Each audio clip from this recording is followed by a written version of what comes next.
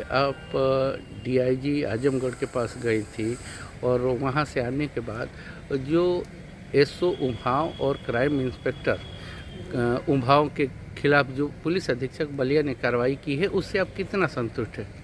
संतुष्ट तो हैं जो कार्रवाई हुई है, लेकिन इन लोगों के मतलब कार्रवाई के बाद ये लोग लगातार मेरे ऊपर दबाव बना रहे हैं। तरह तरह के फ़ोन करके मुझे धमकी भी दिलवा रहे हैं कि आप इसमें सुलह समझौता कर लीजिए तो सही है, नहीं तो बहुत इसका अंजाम बुरा होगा। किस तरह का दबाव बना रहे हैं? दबाव मतलब इसमें बयान पलटने के दबाव बना रहे हैं कि आप बयान पलट के और अपना जो है कि वापस ले लीजिए केस, नहीं तो आपके साथ बहुत बुरा होगा। आपको उभाव थाने पर बुलाया गया था, क्या हुआ? उभाव थाने को बुलाया गया था मेडिकल के लिए और जो है कि बयान के लिए, तो बयान तो हुआ, मेडिकल नहीं हुआ मेरा वहाँ पे। तो और आज कचहरी मुझे बुलाया गया था, सुबह के 11 बजे से बुला के शाम के 4 बजे तक बैठाया गया था, लेकिन हमारा बयान नहीं कराया गया। कचहरी कौन बुलाया था?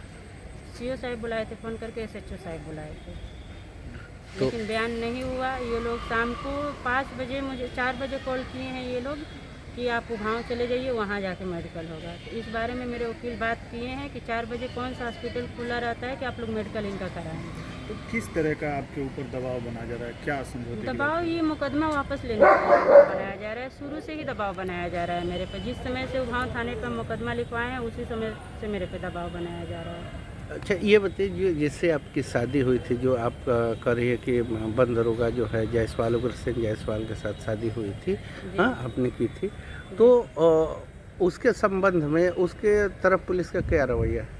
उसके बचाने की पुलिस की पूरी रवैया, उसी में नरेश मलिक और संजय शुक्ला जी उसी में मुझे धमकी दिए थे कि आप कुछ मतलब पैसे की भी बात कहे थे कि पैसे लेके और मैनेज कर लीजिए। हम उस समय नहीं माने, तो उस समय से ही ये लोग मुझे टॉर्चर कर रहे हैं फ़ोन करके। घर के अंदर कौन आपको घुसाया था? संजय शुक्ला घुसाए थे, जो कि वो खुद बोले थे कि तुम ताला तोड़ के चली जाओ और हम हैं इसके लिए।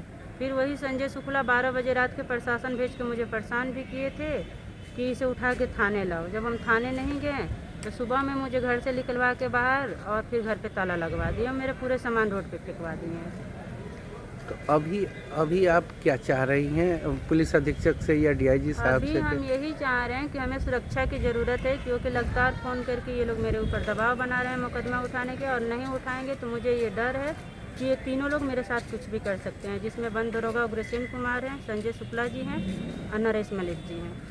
तो ये तीनों लोग फ़ोन करवा के लगातार मेरे ऊपर दबाव बना रहे हैं। तो ये लोग फ़ोन कर रहे हैं कि किसी और से करा रहे हैं? किसी और के माध्यम से करा रहे हैं। हाँ, क्योंकि हम कचहरी गए थे तो वहाँ पे भी अपने लोगों को भेजे थे जानकारी लेने के लिए कि बयान हुआ है कि नहीं हुआ है। हाँ। वहाँ पे भी मुझे यही धमकी दिया गया है कि बयान रोक दीजिए, आप किसी से दुश्मनी मत लीजिए।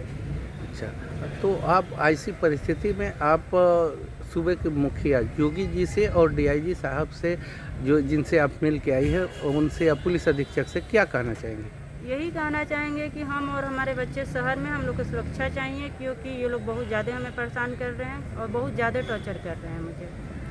अच्छा, एक वीडियो भी सामने आया है, देखा जा रहा है कि उभाव थाने पर नए दरोगा की तैनाती की गई है और उसमें वो बंद दरोगा दिख रहा है जिसके खिलाफ आप लड़ाई लड़ रही हैं। जी, यही वीडियो हम भी देखे हैं कि जिसके खिलाफ कार्रवाई चल रही है वहाँ एसएचओ सर के बधाई देने के लिए पहुँचे हैं, उस वीडियो में साफ दिख रहा है।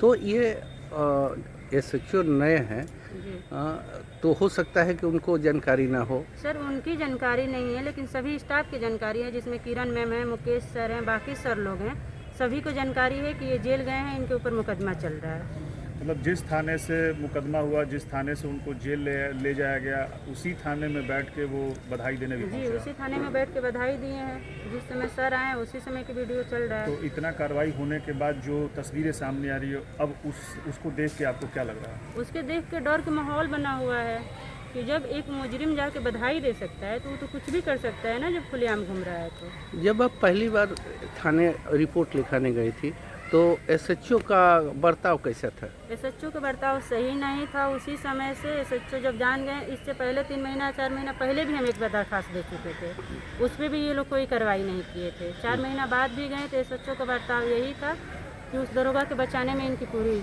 थी। बोलते कैसे थे? बोलने में तो उनकी बातें मतलब जो कि एक महिला के लिए सही नहीं था, बाबू बच्चा करके ही बातें करते थे, जो कि मुझे उम्मीद दिलाए थे कि आपको न्याय हम दिलवाएंगे। और बाद में उनकी रवैया बदल गई। जैसे नरेश मलिक आए उनके साथ मिल के अभद्र बातें करने लगे मुझसे अच्छा। कि जब आप एक दरोगा के साथ रह सकती है तो हम लोग के साथ रहने में क्या दिक्कत है। ज़बरदस्ती मुझे 11 बजे रात तक वहाँ थाने पर रोका गया था। इस बीच हम ये भी बताएं कि यहाँ से मुझे जाने के लिए साधन नहीं मिलेगा। तो उन लोगों का यही कहना था कि आज आप मेरे रूम पे रुक जाइएगा। तो आप उनकी बातों को काट के चली आई? जी, उनकी बातों के काट के जो दरोगा बंद था उसी के साथ हम 11 बजे रात तक 12 बजे रहे हैं वहाँ पे। उसके बाद किरण मैम से रिक्वेस्ट किए हैं कि मुझे घर भेजवाया जाए, नहीं तो अपने रूम पे ले जाके आप मुझे रखिए, क्योंकि यहाँ मेरे लिए सही नहीं है। तो उस रात किरण मैम मुझे ला के और मेरे घर पे छोड़ी हैं बलिया।